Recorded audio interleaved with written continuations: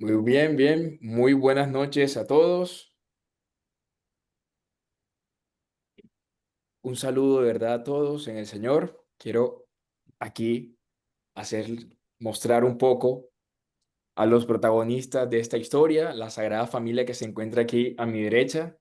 No quiero que ellos pasen en un segundo plano, un segundo lugar, porque esta Sí. hora ha sido también consagrada a ellos. Voy a pedirles el favor de que apaguen sus micrófonos, por favor.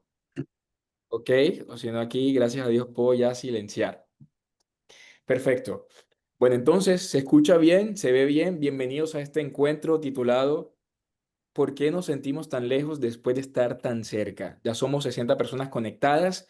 Si tienes amigos, tienes familiares, yo te invito a que le envíes este link de Zoom para que puedan conectarse. Escríbele sobre este encuentro para que puedan llegar a tiempo a lo que vamos a hablar de principio a fin porque realmente va a ser muy, pero muy revelador. Quiero en lo posible que todos o la gran mayoría enciendan sus cámaras. Quiero no ver nombres ni fotografías, quiero ver rostros. De ser posible, enciendan sus cámaras. Quiero dialogar con ustedes, quiero conocerlos desde ya que comencemos a construir sociedad, comunidad, sociedad cristiana. Entonces, por favor, enciendan sus cámaras, que hay muchas personas, ya 61 y van subiendo poco a poco. Bien, gracias, Yelis. Ahí se encuentra Carla, Eliana. Hola, Lau, ¿cómo estás? Qué bueno verte por acá. Laurita Taborda. Está Rubén de Jesús, Marta, Cintia. Bueno, gracias a todos. De verdad, estoy muy contento, muy feliz. Y quiero que iniciemos con una oración para entregarle a Dios, encomendarle este momento, una breve oración. Así que vamos a disponernos, porque no hay que tener ningún reparo para meter a Dios en obras que requieran también de fundamento sólido, incluso filosófico. A veces creemos que ser creyente, estar de acuerdo con las cosas de la fe de Dios es prescindir del conocimiento y la ciencia, cuando no es así. Entonces vamos a iniciar con una oración porque no es conocimiento verdadero si éste no se somete a la verdad misma que se ha encarnado en la persona de Jesús. Empecemos en el nombre del Padre, del Hijo y del Espíritu Santo. Amén. Amado Padre, te encomendamos que a través de este momento podamos No darte sé cómo. y también podamos abrirnos a la experiencia de experimentarte, de sentirte en nuestros corazones, de palparte en lo profundo de nuestro ser. Te entregamos, Señor, todo lo que vayamos a compartir. Séllanos con tu sangre preciosa y bendita. Úngenos con el Espíritu Santo y que cada palabra dicha, cada pensamiento que tengamos, reflexión, meditación personal, nos lleve a la comunión con Cristo. Madre Santísima, consagramos todo a tu inmaculado corazón, en ese corazón fértil que supo escuchar al Señor, para que también mantengamos la misma disposición y podamos escuchar la voz del Señor que nos indica un camino de conversión para conectarnos con nuestra propia identidad y escuchar ese fuerte llamado al amor en nuestra vocación. Te lo pedimos, Señor, tú que vives y reinas por los siglos de los siglos. Amén. En el nombre del Padre, del Hijo y del Espíritu Santo. Amén. Muy bien, vengan. Qué belleza de verdad tener 65 personas. Aunque esto era una obra que ya venía pensándola hace mucho tiempo, se los digo desde marzo del año pasado, o sea, ya es hace mucho tiempo, yo pensaba en esto. Me arriesgué hace menos de un mes y aquí estoy con más de 60 personas y esto para mí es una bendición muy grande y les agradezco mucho. El apoyo más grande que puedo recibir de ustedes es principalmente su oración y que este mensaje no se quede en nuestros corazones, sino que se difunda por muchas partes. No siendo más, vamos a compartir el tema del día de hoy, lo que compete. Bien, entonces primero voy a prepararlo acá, la diapositiva, por acá la tengo. Perfecto, y vamos a compartir entonces y me van a decir si se ve bien. Vale, les agradezco los que vayan entrando, vayan apagando sus micrófonos para no tener ningún inconveniente. Muy bien.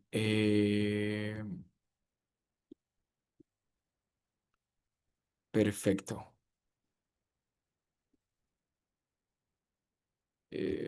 por acá. Bueno, ¿ven la pantalla completa? ¿Sí? ¿Y me escuchan bien? ¿Sí? ¿Quiere escucharlos? Perfecto. Ahora voy a pasar a la segunda presentación. ¿Se ve? ¿Sí? Perfecto. Entonces sí está funcionando. ¿Por qué nos sentimos tan lejos después de estar tan cerca? A ver, esta pregunta nace a partir de experiencias que muchos quizás hemos tenido.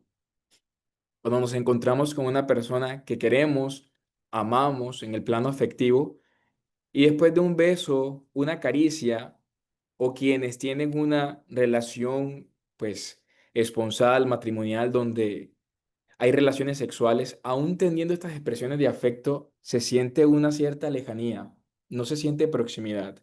Y uno dirá, ¿cómo es posible que después de un momento de tanta intimidad en el que literalmente yo me pierdo en la piel de la otra persona, cómo es posible que después de eso me sienta mucho más aislado de esa persona en comparación a el momento previo a aquella unión o aquel contacto físico? ¿Por qué eso ocurre? Creo que tenemos ahí una artista, muchas gracias. Así es, Dios, pero vamos a profundizarlo mucho más. Vamos a empezar con la respuesta. Diríamos que pensaríamos que iba a ser toda una especie de reflexiones y al final iba a llegar a la respuesta, pero no. Quiero empezar con la respuesta para luego fundamentarla. Y la respuesta es, si después de un beso, una caricia o el abrazo conyugal, es decir, las relaciones sexuales, esa es la manera más sacra, podría decirse, dentro del contexto cristiano, más noble de referirse al acto sexual conyugal. El abrazo conyugal, creo que es una manera muy profunda y tierna de mencionarlo. No porque sea pecado de indicarlo de otra forma, ¿no? No me refiero a eso. Pero después de todo eso, no se sienten más unidos, sino antes mucho más lejanos, aislados. Esto ocurre porque han agotado la expresión del afecto al plano biológico, es decir, animal, sin llegar a reverenciar el gran misterio del amor humano a la luz del amor divino. ¿Por qué? ¿Por qué ocurre eso? Nosotros somos más que biología, somos más que un cuerpo que siente, que se resiente, que se agota, que se cansa, que clama saciar unos deseos. Somos más que eso, somos más que biología. No podemos explicarnos desde el plano biológico y por ende el hombre tampoco puede comprenderse en el plano biológico en sus acciones. Es muy pobre, muy triste y reduccionista cuando se habla del amor en términos hormonales, de sustancias, neurotransmisores, como el amor se agota, como si el amor se agotara en oxitocina, adrenalina o endorfinas. No. Recuerdo una vez en una facultad de psicología en donde había un profesor que hizo una ponencia muy interesante sobre la inteligencia artificial y la afectividad como la sexualidad.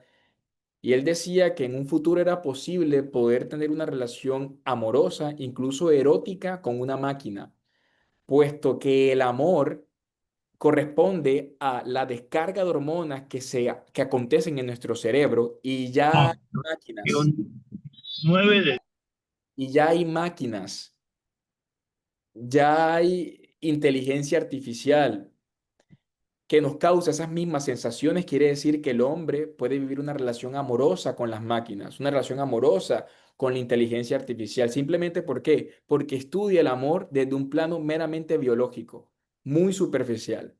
Pero el hombre no es solamente biología, no es solamente anatomía, no es solamente fisiología, cuerpo. El hombre es afecto, es mente, pero también es espíritu. Y el amor atraviesa todo lo que el hombre es, al igual que sus acciones y expresiones de afecto. Cuando el afecto se queda solamente en el plano biológico, el hombre siente que una parte de él no está siendo saciada y efectivamente la parte afectiva y espiritual no está siendo saciada.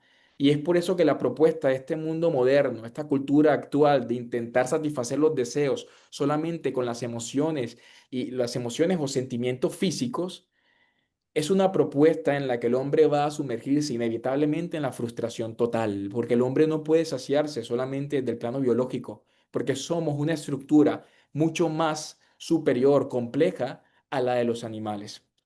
Tenemos otro tipo de necesidades. El amor debe entenderse desde un plano mucho más profundo.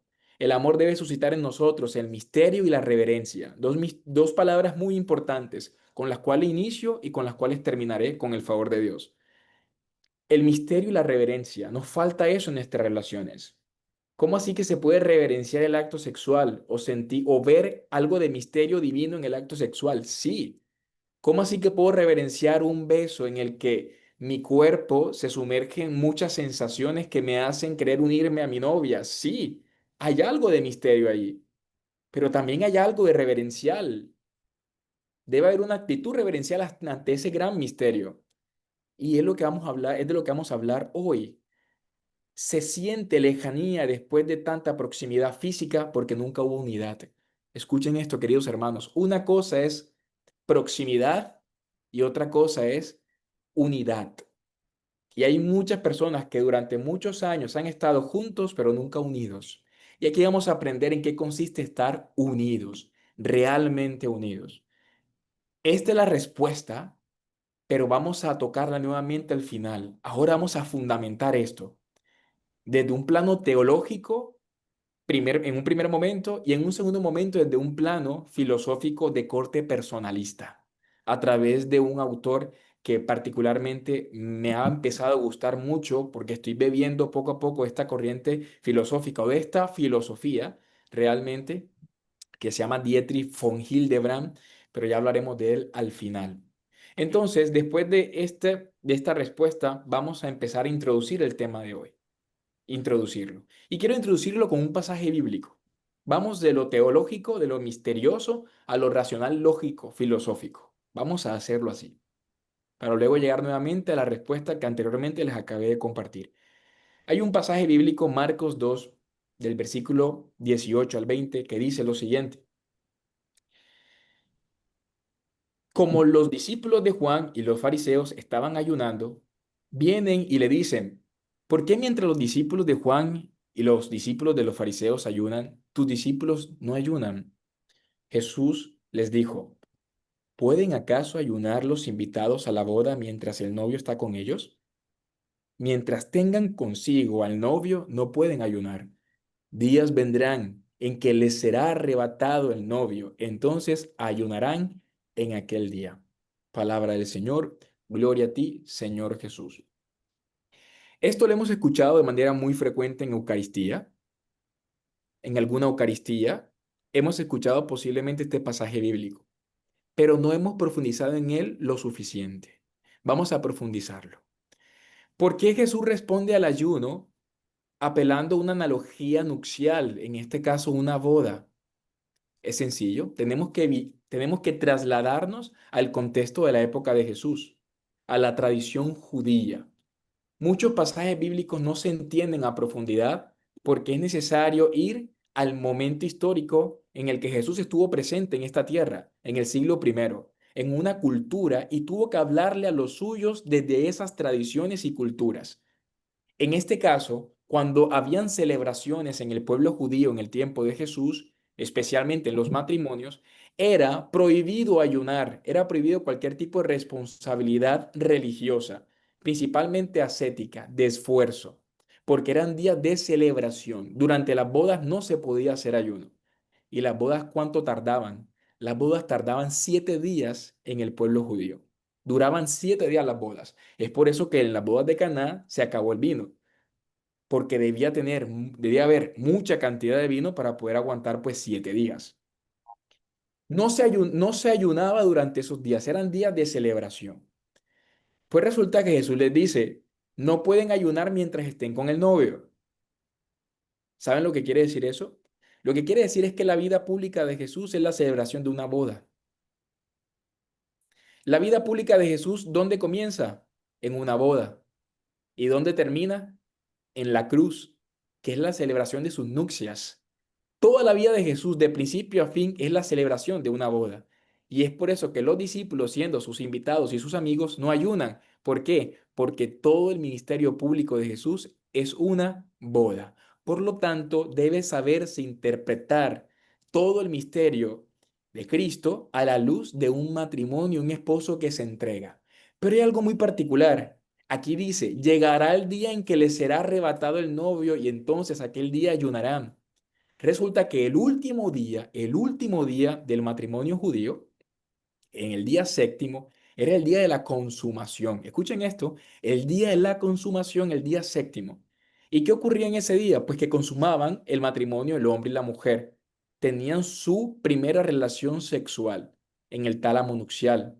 Allí consumaban su acto matrimonial. Y era el último día. Y ese último día, el novio dejaba de estar con sus amigos para irse a consumar el acto con su novia.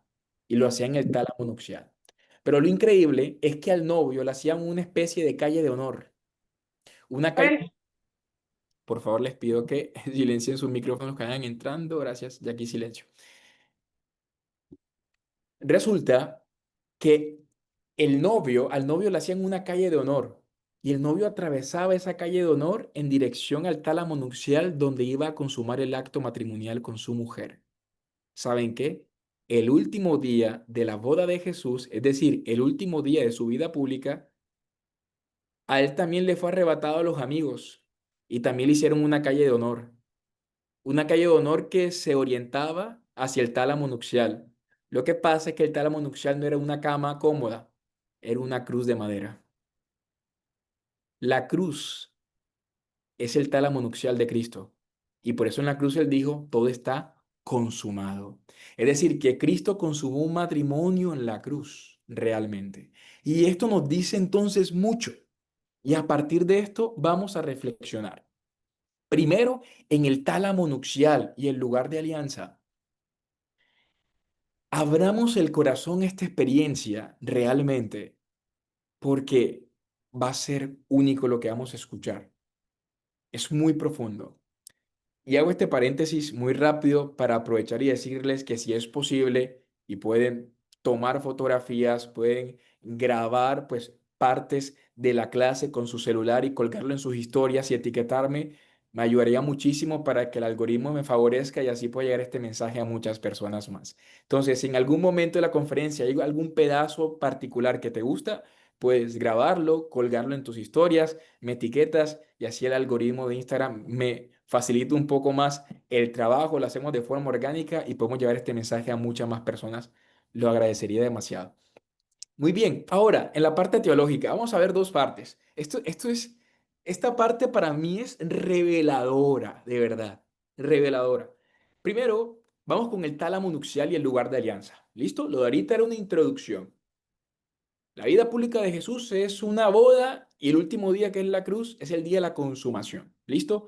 Pero ahora vamos a desarrollar esto a más profundidad. ¿Y qué nos dice esto a nuestra vida, que es lo más importante? ¿Y cómo esto nos suma en la vivencia de la pureza, el amor y las relaciones humanas que tanto nos importan diariamente? ¿Listo? El tálamo nupcial y el lugar de alianza. Resulta que es muy importante, es fundamental, diría realmente, conocer algo de las tradiciones judías para poder interpretar de forma más profunda y adecuada el mensaje de Jesús, porque le habló a los suyos y los suyos eran judíos.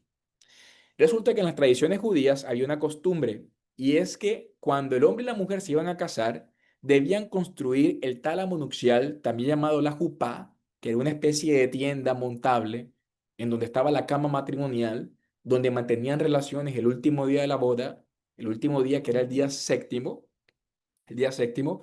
las dimensiones del tálamo nupcial debían ser iguales, debían construirse conforme a las dimensiones del lugar santísimo. ¿Qué es el lugar santísimo? Vayamos al Éxodo. Cuando Moisés estaba en el desierto, Dios le pidió algo a Moisés, que construyese un tabernáculo, un lugar de encuentro, la tienda del encuentro. Y en la tienda básicamente estaba compuesta por dos instancias, dos espacios. El primer espacio se llamaba el lugar santo, donde estaba la menorá, que era un candelabro con 7 brazos, y estaba una mesa donde se encontraban los panes de la presencia, también llamados de la proposición. Pero la traducción más precisa es el pan de la presencia o el pan del rostro, no el pan de la proposición. Eso estaba en el lugar santo, pero tras el lugar santo hay una cortina y tras esa cortina estaba el arca de la alianza. Y ese lugar era llamado el lugar santísimo. Este lugar también se lo colocó luego en el templo de Salomón. Estaba el lugar santo y el lugar santísimo. Y tras el lugar santísimo solamente podía entrar el sumo sacerdote una vez al año. Y era un lugar tan santo que si entraba alguien indignamente podía caer muerto, dicen ciertas tradiciones judías. Y es por eso que muchos entraban amarrados, porque si entraba en impureza, un sacerdote moría allí dentro y tenían que sacarlo colgado en aquella cuerda amarrada a su cintura. Era un lugar muy, pero muy sagrado. Y resulta que los judíos se atrevieron a construir el tálamo nupcial de acuerdo a las medidas del lugar más santo del planeta Tierra para los judíos. Es como si tú procuraras, para que me entiendas, si eres católico, por ejemplo, es como si procuraras, aunque cuidado, este encuentro es para todos, ¿listo? También para cristianos no católicos, muy importante. Pero quiero hablarle a mis hermanos católicos en este caso, es lo siguiente, imagínense que tú pidieras que para el día de tu boda, eh, el lugar donde vas a consumar el acto sexual, tu alcoba, la del hotel o la de tu casa, esté decorada con ornamentación similar a la de la capilla o el sagrario que tienes cerca a tu casa. Alguien te diría, oye, pero tú estás loco, ¿por qué quieres que tu alcoba matrimonial se parezca a la capilla? ¿No es eso algo indigno? Pues los judíos procuraban que las medidas del tálamo nupcial fuesen iguales a las medidas del lugar santísimo, el lugar más santo para ellos. Y no solamente eso, estuviese decorado con los mismos colores del lugar santísimo. ¿Qué creían ellos? Que así como en el lugar santísimo, el lugar de alabanza, adoración y de presencia de Dios, ellos estaban convencidos que en el acto sexual también hay algo de misterio, de alabanza y glorificación a Dios. Ellos estaban convencidos de esto, convencidos. Y esto es profundo, ¿saben por qué? Porque si esto es correcto, lo dice Bram Pitre, las implicaciones de la parábola son enormes, porque el novio no será conducido en una procesión alegre hacia la alcoba, sino que los guardias y soldados lo arrebatarán para llevarlo a la cámara nupcial de la cruz. Hay entonces tres cosas que se parecen. Primero, la alcoba matrimonial en la que consumaban el acto los esposos. Segundo, el lugar santísimo donde accedía el sumo sacerdote una vez al año. Y tercero, Cristo en la cruz. Está los novios que consuman el matrimonio, está el sumo sacerdote que consuma el sacrificio y está Cristo en el centro. ¿Saben por qué? Porque Cristo une la realidad matrimonial en sí y une la realidad sacerdotal en él mismo. En él se ven presentes ambas vocaciones, el orden sacerdotal y también la vida matrimonial.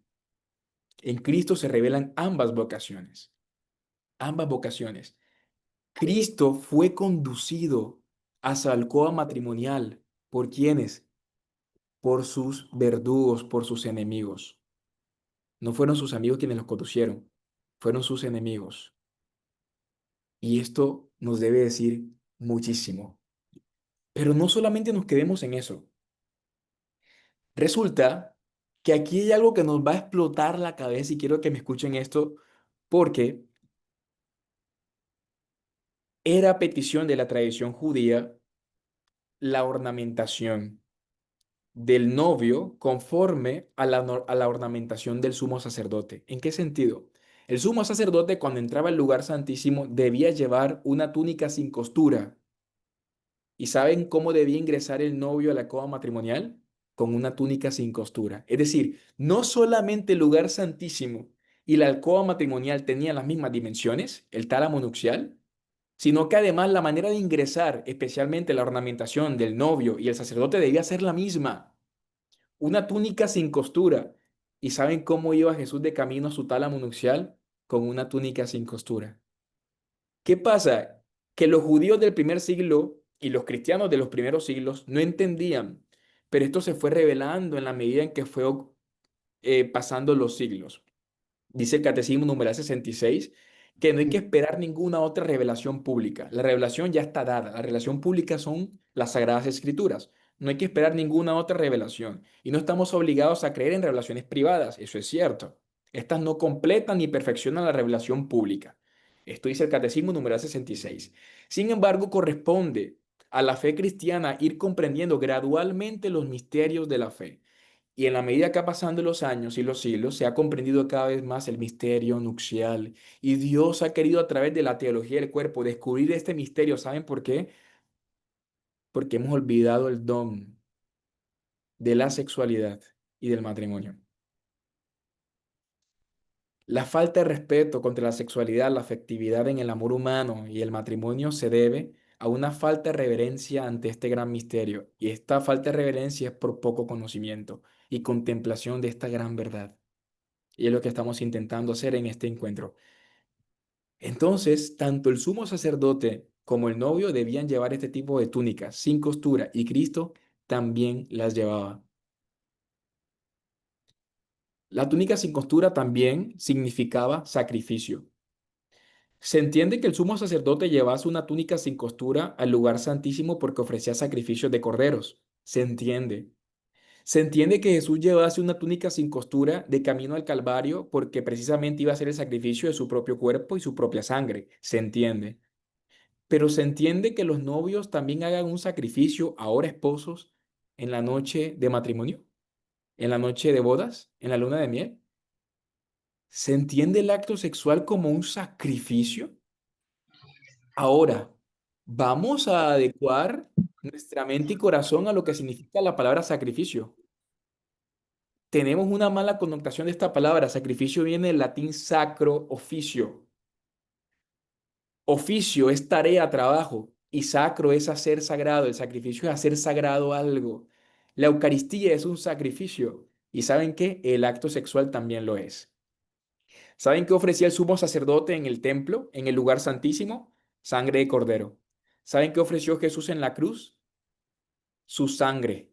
¿Y saben qué ocurre con la mujer virgen en el matrimonio? También existe posibilidad de sangre en la pérdida de su virginidad. ¿Por qué en la sabiduría de Dios se ha puesto, llamémoslo como es, el himen en la mujer? Porque significa más que algo biológico, es un signo. Y esto es teología del cuerpo, que nuestro cuerpo cuenta una historia. Hay sangre, porque donde hay sangre hay alianza. Donde hay sangre hay sacrificio. El acto sexual entre hombre y mujer es un sacrificio. Pero adivinen qué, la Eucaristía también es un sacrificio. ¿Tendrá alguna relación el acto conyugal con la Eucaristía? Sí lo tiene. Y esto nos va a ayudar a cambiar nuestras perspectivas sobre el amor humano y la manera como reverenciamos, incluso como hombres, el cuerpo de la mujer, tal como reverencia un sacerdote el altar sobre el cual él se derrama para ofrecer el sacrificio de su propia vida y del pueblo. O sea, que la mujer es altar para el hombre, como el altar de la Eucaristía es altar para el sacerdote. Guarden esto allí porque esto va a ser muy revelador. Y vamos en la primera parte, que es la parte teológica. Después iremos a la filosofía. Muy bien. La cámara de las nupcias evocaba el santuario, lugar supremo del sacrificio sacerdotal. Y desde ese punto de vista queda establecida una analogía relevante entre la unión de Dios e Israel en el tabernáculo del monte Sinaí y la del novio judío, el corrector, y su esposa en el tabernáculo de la cámara nupcial, la jupá. Ha quedado establecida una analogía, una analogía. Queridos hermanos, el acto sexual se entiende contemplando a Cristo en la cruz. Este es mi cuerpo que se entrega a ti y lo dice en cada Eucaristía. Lo compartí antes de ayer, creo que fue en un reel, el domingo, antes de ayer, sí, donde hablo del matrimonio y la Eucaristía. Y esto es profundísimo. De hecho, estoy escribiendo un libro solamente sobre esto, las relaciones entre la Eucaristía y el matrimonio, solamente sobre ese tema. Dios mediante en diciembre saldrá.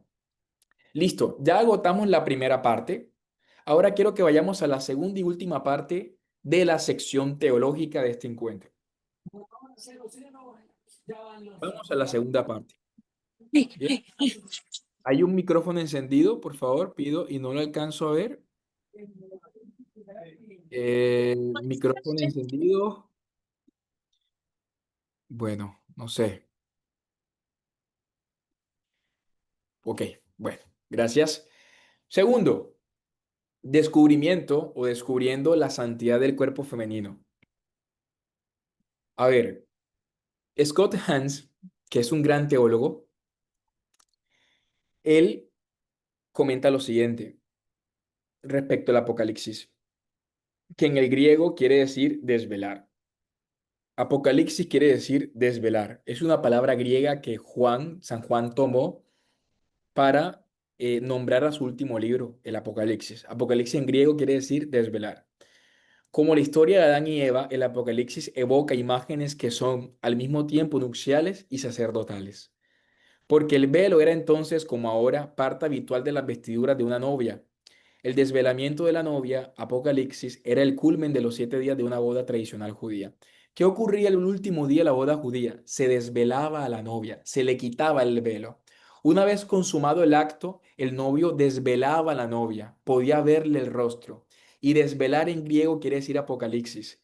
El término apocalipsis se utilizaba en el primer siglo del cristianismo para referirse a la acción del novio de retirarle el velo a la novia. Y el apóstol Juan, el discípulo amado, colocó al último libro de la Biblia este término, desvelar a la novia. Por eso el Apocalipsis no es el fin del mundo. El Apocalipsis habla de la boda del Cordero, de un matrimonio, de un matrimonio. Es el desvelamiento de la novia. Ese es el Apocalipsis. Ahora, habíamos dicho que Jesús consumó la entrega total de sí mismo el último día de su vida, en el día séptimo de su matrimonio, es decir, el 7 es un número simbólico, el último día de su vida pública. Y ese último día, Cristo, después de consumar el acto, ¿qué ocurrió con el velo del templo? Se rasgó. Se rasgó, lo que quiere decir que efectivamente Dios se casó con nosotros. El velo era un impedimento entre Dios y el pueblo. Y Dios al desvelar, al rasgar el velo, dice, ya no hay ninguna barrera entre ustedes y yo, pueden acceder a mi propio cuerpo, acceder a mi propio cuerpo. Antes el sumo sacerdote entraba una vez al año, ahora ustedes tienen acceso a mí. ¿Y saben cuáles son esas puertas? Son el Santísimo, el Sagrario. Es ese velo que se abre cada vez que tú accedes tras esas puertas para contemplar el mismo rostro de Dios, o más bien, Dios ver el rostro tuyo. Dios quiere ver tu rostro. ¿Y qué pasó con el velo del templo? Se rasgó y se rasgó no de abajo arriba, sino de arriba abajo, porque no lo rasgó el hombre, lo rasgó Dios, lo rasgó Dios. Pero el velo se le colocaba a la novia, a la mujer, y hoy aún se utiliza y muchas no saben por qué tienen velo. ¿Saben por qué? Porque solamente se vela lo que representa un gran misterio. Miren, quiero que nos vayamos a la liturgia. Generalmente en la misa, siempre, de hecho, se le coloca un mantel al altar, un mantel. Pero hay un solo día en el que no se coloca mantel. No se le coloca, no se reviste es el término, no se reviste el altar. Y quiero que alguien active el micrófono y me diga, ¿cuál es el único día que no se reviste el altar de el sacrificio eucarístico? Un día en el año, no se reviste. Viernes Santos. El Viernes Santo. ¿Cómo está el esposo? Cuando fallece Jesús. ¿Cómo? El fallecimiento. Exactamente el facilito. Gracias, Jesús. Gracias. Y gracias, Lisbeth. Efectivamente, el Viernes Santo. ¿Cómo se encuentra el novio, Jesús, en la cruz, desnudo? ¿Y cómo se encuentra la novia? Se encuentra también desnuda. Nosotros nos hacemos presentes en el altar. Pues así como el altar está desnudo el Viernes Santo, así también la novia se encuentra desnuda o ya esposa en la noche de bodas. El novio se entrega como Cristo y la novia que es su altar también se encuentra desnuda, sin estar revestida, porque es noche de sacrificio, es noche de entrega, así como Cristo se entregó aquella tarde, a las 3 de la tarde. La esposa, bueno, esto hace parte de mi libro, del capítulo 3 de la parte 2. La esposa es como el altar, revestida de pudor, dignidad y belleza. No es un objeto, es un sagrario, como el copón que contiene el santo de los santos y permanece velado, salvo en el momento de la comunión. Así también la mujer se reserva, consagrada a la defensa de la dignidad de su cuerpo y desvelada el momento del beso conyugal. Cuando estás en misa y traen el copón está revestido, tiene una especie de velo, una especie de velo. Y una vez viene el momento de la comunión, se le quita el velo al copón y se reparte la comunión. De la misma forma, la mujer se encuentra reservada, consagrada a la defensa de la dignidad de su cuerpo. Y ese es el sentido del velo de la mujer, del velo que algunas se colocan en misa. Ese es el sentido profundo. Es un apartarse a Dios, es corresponder a la dignidad que tiene su cuerpo como lugar de alianza y de sacrificio. Y esto solamente se desvela el momento del beso conyugal. Entonces nos damos cuenta que el pudor en la mujer no es una imposición de un supuesto patriarcado, una cultura machista. El pudor de la mujer se debe a que ella es un gran misterio. Desde que la Santísima Virgen María cogió en su seno al Mesías, por la Santísima Virgen María toda mujer participa de ese misterio, de ese gran misterio. No hubo ni ritos ni palabras al momento que Cristo se encarnó en el vientre de la Virgen María. Y el cuerpo de la mujer participa por la Santísima Virgen María también de aquella dignidad. La mujer vive en el pudor y la modestia en su cuerpo y en su corazón porque ella se sabe un gran misterio que un hombre desvelar, debe desvelar. En la misa, el sacerdote, por otra parte, vierte una gota de agua en el vino del cáliz. ¿Lo han visto? Hay una parte cuando traen el cáliz con vino, el sacerdote echa una gota. Pues este gesto sencillo y profundo representa la unión de lo humano con lo divino. Lo divino es el vino, lo humano es el agua. Se mezcla lo humano y lo divino. Por lo tanto, el altar eucarístico se convierte en el escenario de la encarnación sacramental. Pues bien, en el cuerpo de María, lo que venía diciendo ahorita, se realizó la primera Eucaristía natural. La primera Eucaristía natural se realizó en el vientre de la Santísima Virgen María. Allí sin palabras ni ritos, el Verbo se hizo carne y vivió entre nosotros. Entonces, la mujer debe entender que su vientre es también como un altar. ¿Saben por qué? Porque en todo el universo, y así lo escribo en mi libro, hay dos lugares donde la materia se convierte en persona, el vientre de la mujer y el altar de la Eucaristía. ¿Lo habían notado? ¿Lo habían reflexionado? Solamente hay dos lugares en el mundo en donde la materia se convierte en persona. Ambos lugares son de presencia real, de transformación, de misterio, ambos lugares. En ambos el Espíritu Santo desciende y fecunda. Por eso el vientre de la mujer merece la misma reverencia que el sagrario del templo. Y aquí viene una primera pista. El problema de no vivir la castidad sexual o corresponder a la dignidad física, en este caso de la mujer, nosotros como hombres, se debe a una falta de piedad. En el fondo es una falta de piedad. Porque si no tenemos piedad ni reverencia al gran misterio de su cuerpo, la castidad que vivamos simplemente será de normas y de ascética, pero no un reconocimiento del valor inmenso del cuerpo de la mujer, que se va a hacer presente vida, vida que va a crecer y va a madurar, que va a tener nombre, va a ser persona y me va a decir papá, y me va a decir papá. Nos encontramos en un mundo absorbido en la vulgaridad y la superficialidad. Y es esa vulgaridad y superficialidad que no nos permite penetrar en este gran misterio. Mujer, tú eres un gran misterio y un hombre debe descubrirlo a su tiempo. Hay una frase que me encantó mucho una vez que leí en Facebook, autor anónimo, no sé de quién es, que dice, ella era poesía, pero él no sabía leer. Ella era poesía, pero él no sabía leer. Hay muchas mujeres, no muchas, todas las mujeres son una poesía que merece ser leída, pero hay muchos hombres que son analfabetas del amor porque se quedan en la portada. Y hay mujeres que desgastan toda su vida por lucir una hermosa portada, pero poco alimentan las páginas blancas que Dios dio a la historia de tu vida, para que le permitas que Él escriba en esas páginas, para escribir cosas que realmente valga la pena ser leídas. Tú eres un libro que debe ser leído. Y aunque una persona te juzgue por la portada, si no te ha leído, no puede decir nada verdadero sobre ti, porque no te ha descubierto. Y esto es sanador para cualquier mujer. Tú eres un gran misterio. Tú eres un gran misterio. Tú eres poesía. Que Dios te libre de los analfabetas del amor, realmente. ¿Sí? Dios te libre. Entonces, tú eres eso. Tú eres un gran misterio. Tú eres un gran misterio, realmente.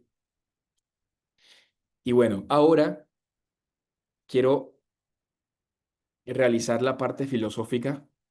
No la voy a agotar en diapositivas. Quiero hacerlo de esta manera. Para ver sus expresiones y saber cómo se va entendiendo todo esto. Es importante.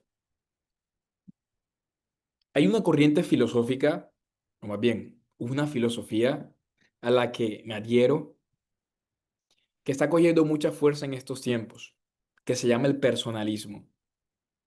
Si no sabes lo que es, apunta allí y después de este encuentro lo averiguas. Te va a importar mucho, va a responder a muchas cosas realmente.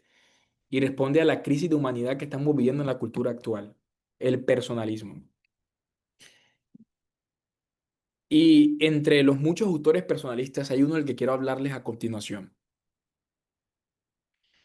Hay muchos que ustedes pueden sonarles. Está Víctor Frank, el de ese libro bestseller súper famoso que se llama El hombre en busca de sentido. Víctor Frank, el de la logoterapia. Víctor Frank es personalista.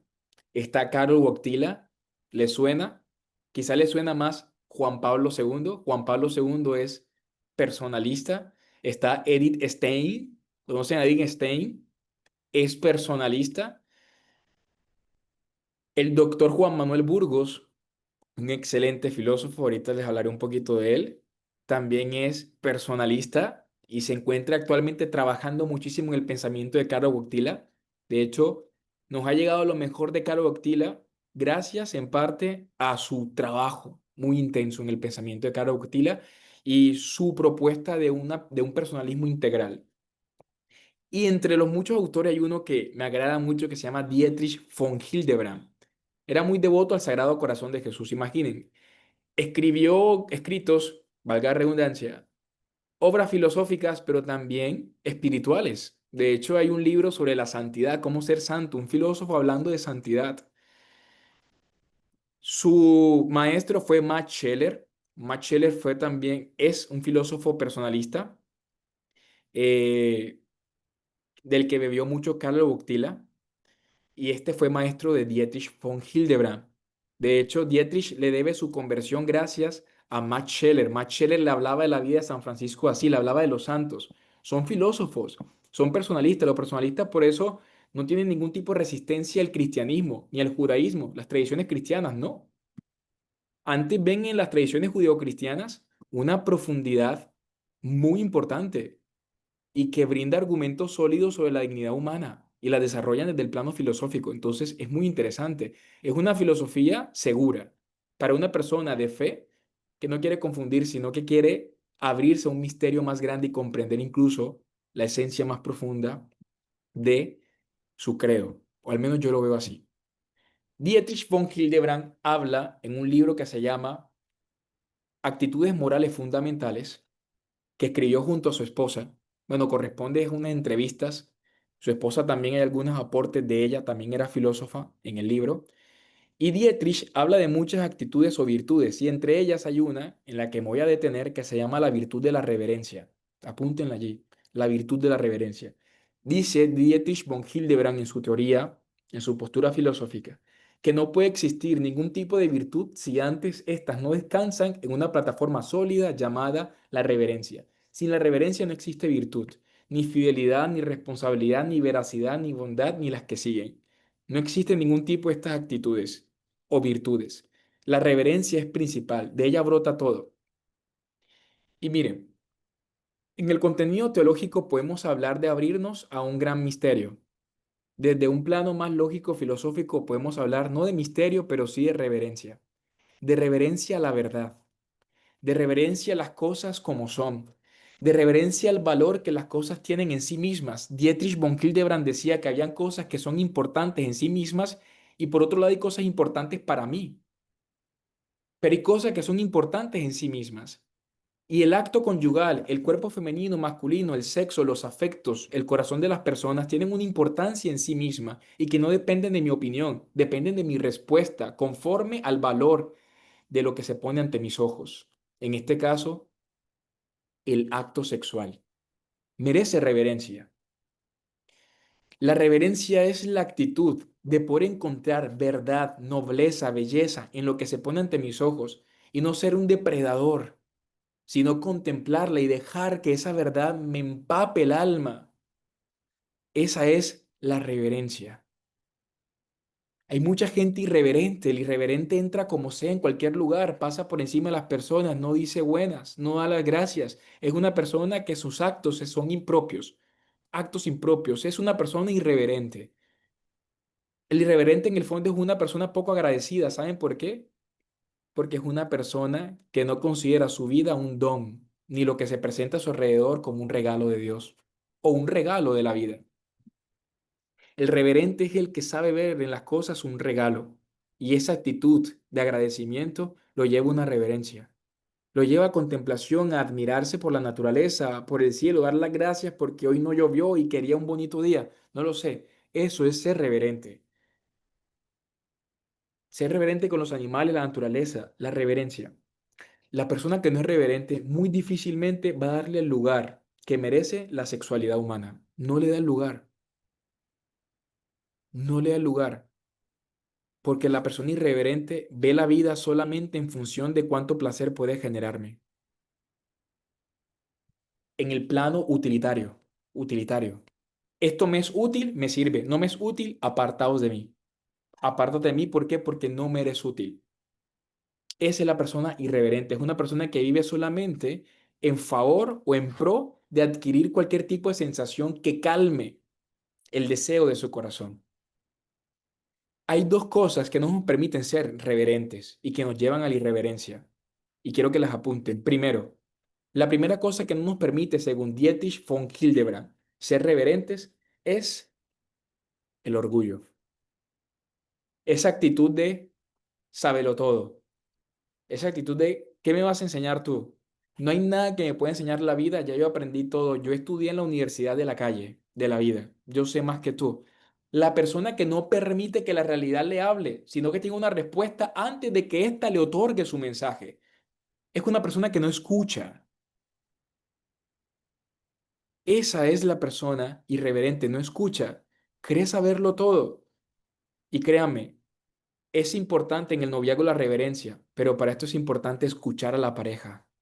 Escuchar. A escuchar tanto cuando la pareja habla, como también aprenderle a escuchar en sus silencios, porque en los silencios también escuchamos a la persona. Hay silencios que hablan más que las palabras. Entonces, escuchar. Pero escuchar es imposible sin algo que se llama el silencio. El silencio. Cuando hacemos silencio, dejamos de escuchar lo que queremos y empezamos a escuchar el mundo tal cual es. El silencio es importante. Los silencios son indispensables. Y es por eso que las relaciones deben tener espacios de silencio. Hay personas que temen el silencio con su pareja, especialmente si apenas se están conociendo, cuando los silencios son importantes, porque en ellos puede establecerse tres puntos suspensivos en lo que ocurren muchas cosas, y cosas muy importantes para sostener una relación. No hay que tener miedo a los silencios, ni a las miradas fijas, porque estas alimentan más, en ocasiones, que largas pláticas, charlas, conversaciones. Porque te permite ver la realidad de la persona mucho más allá de las palabras que te dice. No sé, esto pasa mucho a los que llevan a un grado de ternura. Caro Octila en Amor y Responsabilidad dice que hay como una especie de sensación o estímulo afectivo que permite saltar del amor meramente sexual, sensual, al amor espiritual. Y él le llama ese componente afectivo la ternura. La ternura es importante y esa ternura se siente cuando ves a tu pareja haciendo cualquier cosa, equivocándose por alguna razón en cualquier cosa, viéndola desesperada por algún problema, verla y decir, incluso me es linda verla de esta manera, verla despeinada, estresada, cansada o hasta gritándome, no sé, porque ves en ella algo de bondad, ves ternura, ves compasión, ves sensibilidad, ves vulnerabilidad. C.S. Lewis, un escritor cristiano, dice que para el amor es importante la vulnerabilidad. Sin vulnerabilidad no es el amor. Para amar debemos hacernos vulnerables. Y el ruidoso, el soberbio, le es imposible hacerse vulnerable ante el misterio de la otra persona. Es importante el silencio. Es importante la vulnerabilidad. Es importante la humildad. No me lo sé todo. Puedo aprender cada día más. Puedo aprender. ¿Saben qué se pierde? Se pierde la capacidad de asombro. Hay algo que diferencia, y con esto voy saltando al otro punto, para saltar al otro punto, primero la soberbia, primer obstáculo, ahorita voy para el segundo, esto lo venía pensando incluso cuando venía aquí, por ejemplo, recordé a Aristóteles, Aristóteles dice que hay un placer que distingue al hombre de los animales, y es el placer de saber. El hombre siente placer al saber, díganme si no, ves en Instagram un carrusel, en la primera imagen dice, un video exclusivo de X accidente, inmediatamente quieres ver qué fue lo que pasó. O no te dejaría dormir el siguiente mensaje que te lo diga una amiga. Amiga, tengo que decirte algo, pero que nadie sabe. Pero mañana te lo cuento porque ya es muy tarde. Esa noche no duermes. No duermes, te lo aseguro. ¿Por qué? Porque nosotros tenemos hambre y sed de saber, de conocimiento. Y esto se mantiene porque tenemos hambre y sed de asombro. El hombre se asombra. La reverencia está muy conectada con el asombro. Y esto es un placer humano. El asombro, el asombrarse. El asombro propio de Adán al ver a Eva desnuda. Dice, esta sí que es carne, mi carne y hueso y mis huesos. Y no habla solamente del cuerpo, habla también de su alma. ¿Saben por qué? Porque en la escritura hebrea hay mucha, digamos, hay límites lingüísticos, semánticos. Y para los hebreos en aquella época, los huesos representaban el alma. Los huesos mantienen erguida a la persona. Y en este caso, el alma es la que mantiene al cuerpo vivo, lo mantiene erguido. Sin alma, el cuerpo se desploma. Cuando dice, esta sí que es carne y mi carne y hueso y mis huesos, está hablando del cuerpo de Eva, pero también de su alma. Es decir, la mirada de Adán era tan profunda que no solamente veía a Eva desde su exterioridad, sino que también movida por una pureza y una ternura, llamémosle primordial u originaria, perdón, u originaria, ve mucho más allá de lo que la evidente carne o cuerpo muestra. Entonces, es importante el asombro, el verdadero asombro. Ahora vamos con el segundo enemigo de la reverencia y con esto vamos concluyendo. El segundo enemigo de la reverencia es la concupiscencia. La concupiscencia. Dietrich von Hildebrand, en un libro que se llama El Corazón, él establece diferencias entre la afectividad animal y la afectividad humana.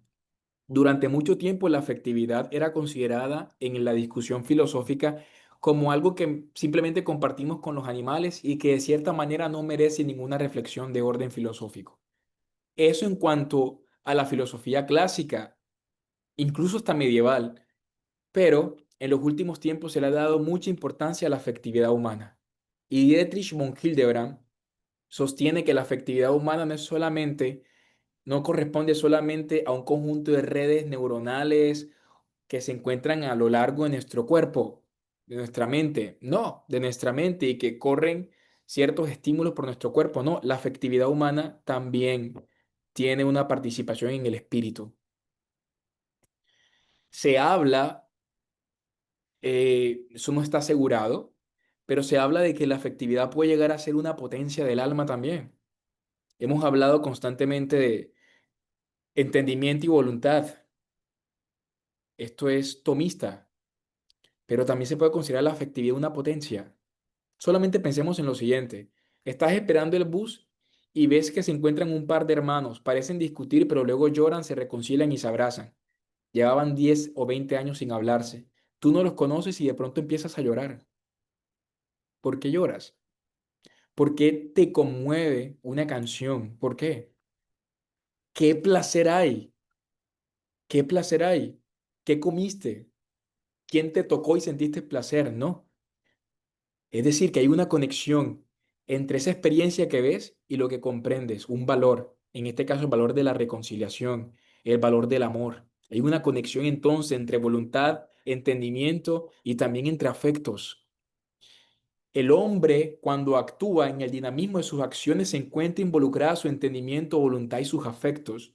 Y también se encuentra su cuerpo, su mente y su espíritu. Y esto se explica desde una antropología integral. Y esto es personalismo. Esto es personalismo. Se lo estoy diciendo de una manera muy breve, superficial incluso, pero es mucho más profunda. Y en la maestría que estoy haciendo, que estoy haciendo en filosofía personalista, lo he aprendido así. En el primer año de máster que acabamos de culminar, ha sido maravilloso. En lo que me queda en la maestría seguramente aprenderé mucho más. Personalismo, de verdad. Es una filosofía que con seguridad va a coger mucha fuerza en Latinoamérica como lo está cogiendo en Europa y que responde a muchas cuestiones del hombre. ¿Por qué les hablo tanto de personalismo? Porque la teología del cuerpo fue escrita con categorías personalistas. Quiero que escriban aquí en el chat yo, aquellos que han intentado leer las catequesis de teología del cuerpo. Directamente las catequesis. ¿Quiénes han intentado leerlas o ya las leyeron o las están leyendo? Escriban en el chat yo. ¿Quiénes? Las catequesis de teología del cuerpo. Bueno, a veces son muy complejas de entenderlas. Alejandro, Cintia, Stephanie, ¿por qué son no las entiendo? Porque la teología del cuerpo, las catequesis propiamente, están escritas, redactadas con un lenguaje teológico, citas bíblicas, magisterio de la iglesia, el magisterio de Pablo VI con la Humanae Vitae, especialmente en el último ciclo, pero también mucho del lenguaje moderno. Dialoga el lenguaje filosófico clásico con el moderno, especialmente a través de unas categorías personalistas. Por eso comprender el personalismo nos ayuda a profundizar un poquito más en la teología del cuerpo. Un poquito más, no, muchísimo, hasta el fondo. Y bueno, la concupiscencia. El hombre desea algo más que lo sensible. El hombre quiere algo mucho más que placer inmediato. El hombre quiere satisfacer el corazón. Y el corazón donde conjuegan toda la estructura del hombre, cuerpo, mente, espíritu y el dinamismo de sus acciones, entendimiento, voluntad, afectos, el corazón del hombre. El corazón, el centro, el núcleo central del hombre, el yo personal, el corazón, allí. Y ese corazón no está saciado porque la cultura actual nos ha hecho creer que el hombre solamente necesita placer, comer, dormir, viajes por todo el mundo, sexo desordenado y que eso basta para estar feliz. Y no, tenemos hambre y sed de más. Tenemos hambre y sed de más. Y es la propuesta que quiero hacerles. El hombre está llamado a admirarse de un gran misterio, como el que hablamos al principio en el contenido teológico, pero a reverenciar el valor del sexo, del cuerpo, del amor, en este contenido más filosófico que les acabé de hablar. Misterio y reverencia. ¿Saben qué decía Fulton Sheen sobre la pureza? Fulton Sheen decía que la pureza es reverencia ante el misterio, reverencia ante el misterio. Y yo quiero que juntos recorramos este camino de reverencia y de misterio. Y para eso quiero hablarles de un curso de teología del cuerpo, avalado por la Asociación Española de Personalismo. Gracias a Dios, eh, podremos contar en este curso con la presencia del doctor Juan Manuel Burgos, con un par de participaciones que tendrá, donde nos hablará de los presupuestos personalistas de la teología del cuerpo. A ver, ¿quién es Juan Manuel Burgos? Voy a hablar con sus obras. ¿Conocen Amor y Responsabilidad de Caro Boctila? Bueno, si ustedes van a la primera página, en su presentación, edición Juan Manuel Burgos, Amor y Responsabilidad. Persona y Acción de Caro Boctila, edición Juan Manuel Burgos. El Don del Amor, edición Juan Manuel Burgos y su hermano Alejandro Burgos, que es experto en teología del cuerpo, es sacerdote, actualmente se encuentra en Rusia y está traduciendo la teología del cuerpo al ruso, ¿sí? A él se le debe también la edición en castellano de la Catequesis de Teología del Cuerpo, que muchos quizás conocemos, Alejandro Burgos, que si es voluntad de Dios también nos estará acompañando en este curso avalado por la Asociación Española de Personalismo. El hombre y su destino, edición también se debe a Juan Manuel Burgos, el doctor Burgos, y el padre Alejandro Burgos, son hermanos. El doctor Burgos es filósofo y su hermano es sacerdote. Imagínense ese complemento maravilloso. Mi visión del hombre, edición Juan Manuel Burgos y Alejandro Burgos. Introducción al personalismo, escrito por el propio doctor Juan Manuel Burgos. Filosofía personalista de Caro Boctila, de Juan Manuel Burgos. Ética personalista, Juan Manuel Burgos. Ha escrito mucho de personalismo, conoce a profundidad el pensamiento de Caro Boctila y su hermano la teología del cuerpo. Juan Manuel estará en este curso de teología del cuerpo, el doctor Burgos, perdón, doctor Burgos, y Dios mediante, si es posible, estará también su hermano Alejandro Burgos, el padre Alejandro Burgos. Y quiero presentarles un poco de este curso para que conozcan un poco. Se va a dividir en tres periodos, periodo uno, 2 y 3. El primer periodo son fundamentos filosóficos. Vamos a abordar las bases del pensamiento de Caro Boctila. Caro Octila bebe el pensamiento aristotélico tomista, de Aristóteles, Santo Tomás, y también de Kant y Scheler. Y el pensamiento de Caro Octila propiamente, que lo abordará el doctor Burgos. El periodo 2 que corresponde al hombre originario, hombre histórico y hombre escatológico, para establecer lo que es el tríptico antropológico correspondiente a los tres primeros ciclos de las catequesis, los tres primeros ciclos. Y el periodo 3 vocación al amor, virginidad consagrada, sacramento del matrimonio y amor y fecundidad. También, que está en las catequesis, corresponde a los otros tres ciclos. Vamos a ver un poquito los contenidos. En las bases del pensamiento de Carlo Boctila, que vamos a ver, estas son las clases, clase a clase. La primera clase, Aristóteles, teoría ilemórfica y ética de fines, hablar de la felicidad. ¿Qué es la felicidad realmente para el hombre? Vamos a hablarlo. Esto desde el ámbito meramente filosófico, sin utilizar todavía palabra de Dios. Ahora, Santo Tomás de Aquino, un gran filósofo también, Santo Tomás, hablaremos de la trascendencia y la ética de fines, la bienaventuranza en este caso. De Immanuel Kant, crítica a su antropología dualista y formalismo ético. Y por último, Scheler con el postdualismo, perdón, en la ética material de los valores. Esto como las bases del pensamiento de Carl Wojtyla. Las bases. Él tuvo que acudir mucho a Kant y Scheler a partir de la tesis que él va a hacer para poder adquirir, pues, doctorarse y ser profesor universitario de ética en Lublin, que también son unos libros que se han publicado de Caro Octila, que está también bajo la mano y el acompañamiento de Dr. Burgos.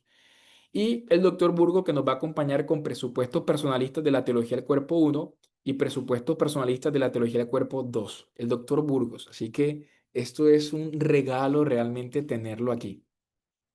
Por otro lado, el periodo 2 ya propiamente las catequesis, el hombre originario, Cristo apela al principio, soledad originaria, desnudez originaria, unidad originaria, donde podremos descubrir la verdad del hombre. La verdad del hombre. El mundo de hoy habla de muchas mentiras sobre el hombre. Debemos abrirnos a la verdad. La mentira no sacia. Si yo les dijera a ustedes, ¿a quién le gusta que le mientan? Alce la mano. Nadie va a alzar la mano. De hecho, cuando nos damos cuenta de que alguien nos está mintiendo, nos da mucha rabia, porque el hombre no fue creado para la mentira. Y es por eso que vivir bajo la mentira del mundo nos tiene insatisfechos. Aquí vamos a descubrir la verdad del hombre a la luz de la Sagrada Escritura. Hombre histórico, Cristo apela al corazón, adulterio del corazón, falsificación del signo y ruptura de la alianza, pureza de corazón y verdadera libertad de la vida según el Espíritu, estética religiosa y ética cristiana. Serán las clases de el hombre histórico y por último el hombre escatológico. Serán dos clases, la doctrina sobre la resurrección y la espiritualización del cuerpo humano. ¿Cuál es ese llamado último del hombre? Periodo 2. Periodo 3, tríptico antropológico. Virginidad consagrada, celibato como anticipo y signo escatológico y la acción de la gracia de Dios en el celibato por el reino de los cielos. Es una gracia el celibato. Hay que pedírselo a Dios para aquellos que están llamados a esa vocación. La abstinencia. Sacramento del matrimonio.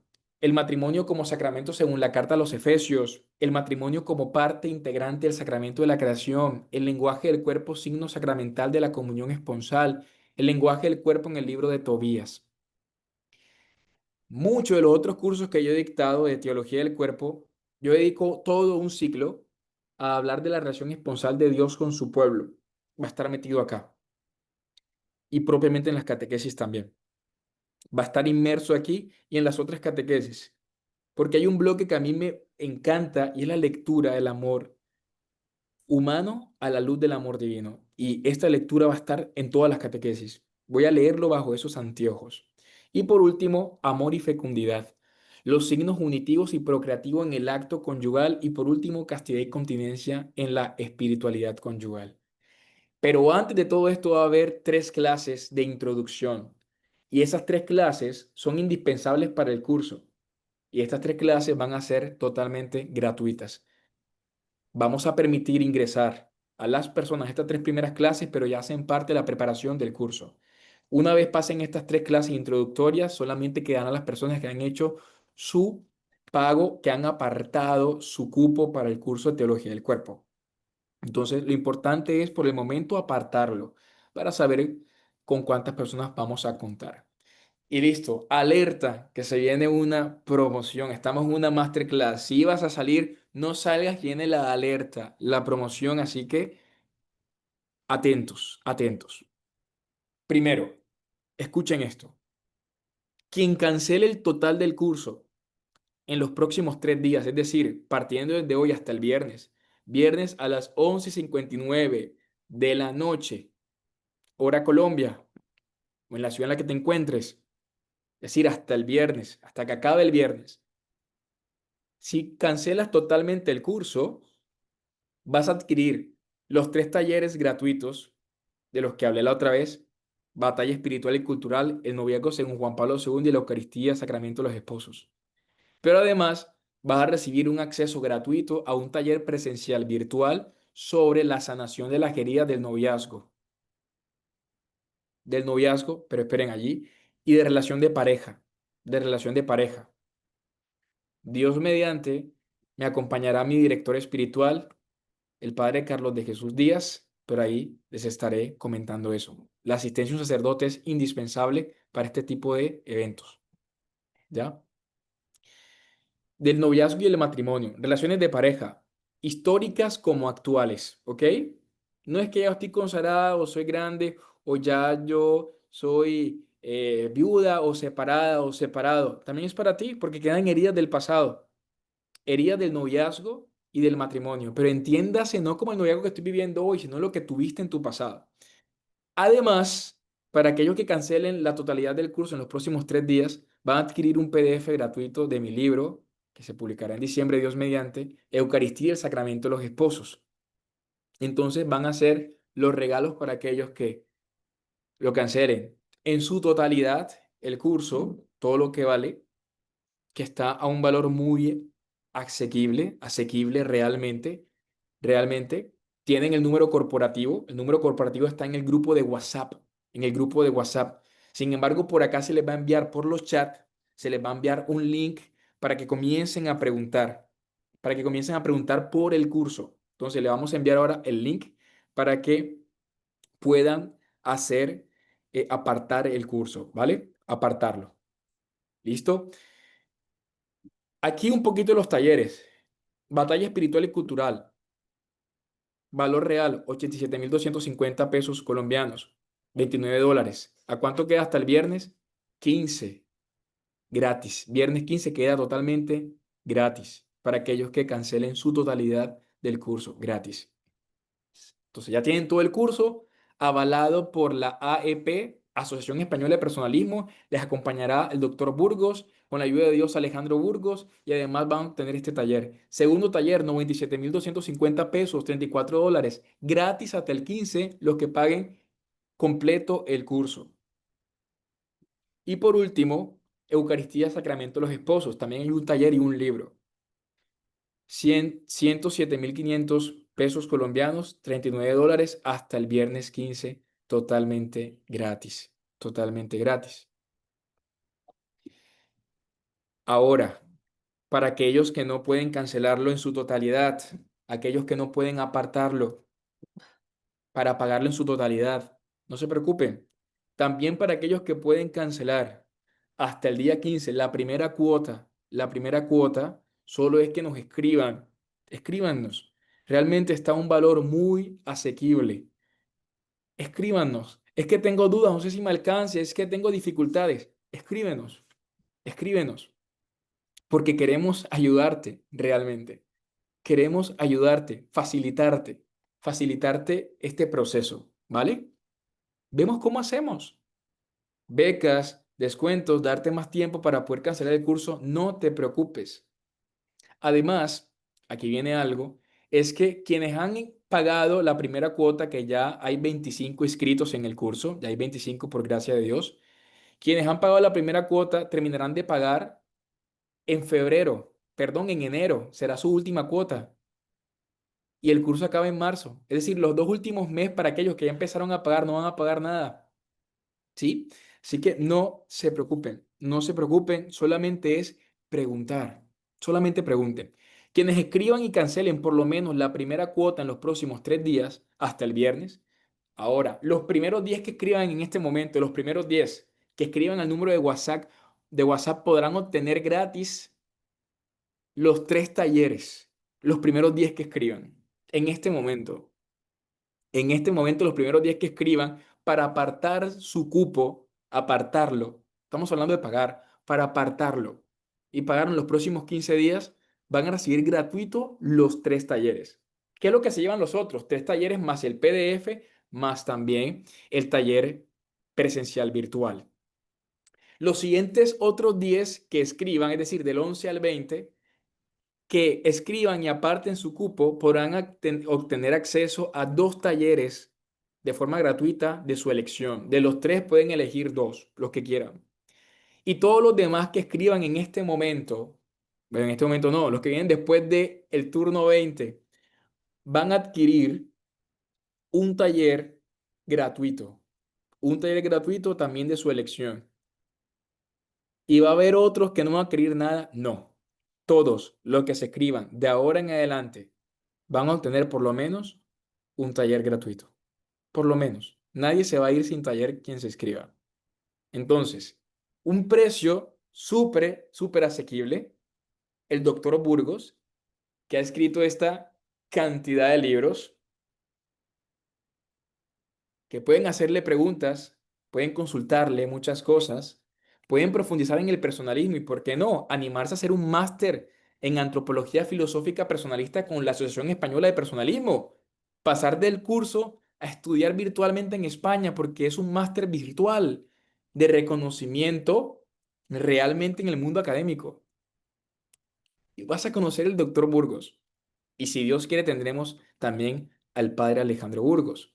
Entonces, los primeros 10 que escriban tendrán, y aparte en los primeros 10 tendrán acceso gratuito a todos los talleres. Los otros 10 que siguen lo tendrán solamente 2 de su elección y todos los demás, uno. Ahora, escuchen esto. Si de los 10 primeros que escribieron, solamente hay 8 que aquí al viernes cancelaron su cuota, adivinen qué, el número 11 y 12 de la siguiente, que es aquellos que solamente pueden llevarse 2 talleres, si esos pagan, hacen parte de los 10. Es decir, que si de los 10 hay unos que no cancelan, pues pierden esta oportunidad y le cedemos a aquellos que siguen en la lista para que puedan aprovechar esto, ¿vale? Entonces, De verdad, es una oportunidad que, pues, les pido que aprovechen para que se alimenten de verdad, porque este mundo nos ha alimentado de mucha mentira. Te espero este 21 de agosto. Iniciamos la introducción que corresponde al jueves de la otra semana. Y listo. Queridos hermanos, gracias por llegar hasta acá. Sacar un espacio para formarse en este tema no es sencillo, y más cuando el mundo te ofrece una propuesta un poco más aparentemente agradable y que alimenta la sensualidad humana. Pero yo les quisiera ver en este curso, y no solamente alimentemos la mente, sino realmente alimentemos el corazón, lo alimentemos.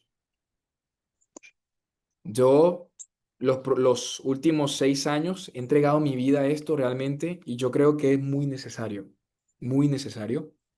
y es lo que les quiero compartir, una experiencia, una vivencia, un conocimiento que parte de la vida, de aciertos, de fracasos, de aprendizajes, hacer comunidad, orar, tener aquí de cierta manera una trinchera espiritual para poder hacer contrapeso a la cultura actual.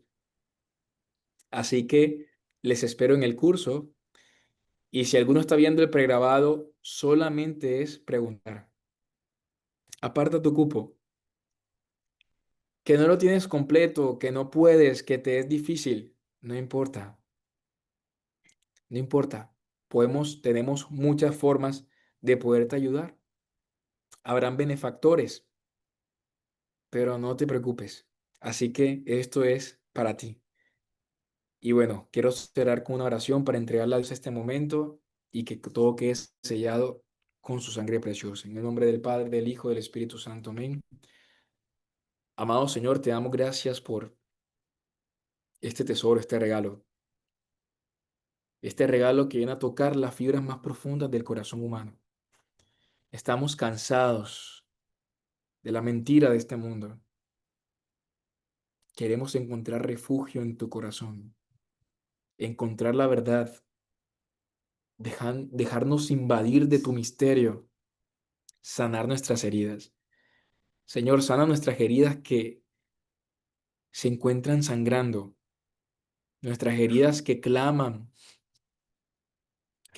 por encontrar puerto seguro para poder cimentar una identidad bajo bases sólidas, bajo el Evangelio, bajo el corazón de Jesús que tanto nos ama, y que podamos descubrir en lo profundo de nosotros aquella voz que nos llama a un destino donde seremos realmente felices. Señora, te entregamos todo lo abordado, lo compartido, que sea para la mayor gloria de Dios y para el bien de nuestras vidas. Amén. En el nombre del Padre, del Hijo y del Espíritu Santo. Amén. Si tienes amigos, familiares, catequistas, invítales a este curso. Una cosa importante: sacerdotes, religiosos, religiosas, tienen el curso totalmente gratis. Si eres sacerdote, porque es para mí es un temor reverencial tener los sacerdotes en curso de teología del cuerpo. De hecho, yo conocí a mi director dándole clases. Ella me conocía de antes, ya me había visto y estuvo en el curso, y sentí muchísimo, y todavía me acompaña. Padre Carlos Jesús Díaz, que lo quiero mucho y me ha ayudado demasiado. Un excelente sacerdote. Pueden seguirlo en redes sociales, Carlos de Jesús Díaz. Hace el rosario muy temprano cada mañana. Es josefino a morir. Él considera que el teólogo más grande de la Virgen María es San José, porque teólogo no tener conocimiento, es tener al conocimiento, y lo tuvieron en sus manos. Ese es Jesús, el conocimiento del Padre encarnado. Teología pura de rodilla ante el sagrario. Y así lo hicieron la Santísima Virgen María y Jesús. Entonces, para que lo sigan al Padre Carlos de Jesús Díaz, investiguen de la Asociación Española de Personalismo del doctor Burgos, realmente les va a encantar. Y bueno, si tienen amigos sacerdotes, seminaristas, religiosos, religiosas, pueden ingresar al curso totalmente gratis. Tenemos ya una religiosa, la hermana Victoria de Perú, de las comunicadoras. Gracias a Dios estará con nosotros la hermana Victoria. No sé si estará por aquí. Si está por acá, un saludo o si verá el video también. Y bueno, no me extiendo más. Que tengan una bendecida noche. Oren mucho por esta hora. Recen por mí y que el Señor toque nuestros corazones para que caminemos con esperanza a nuestro destino, el cielo. Allá nos vemos. Un abrazo para todos. Bendiciones.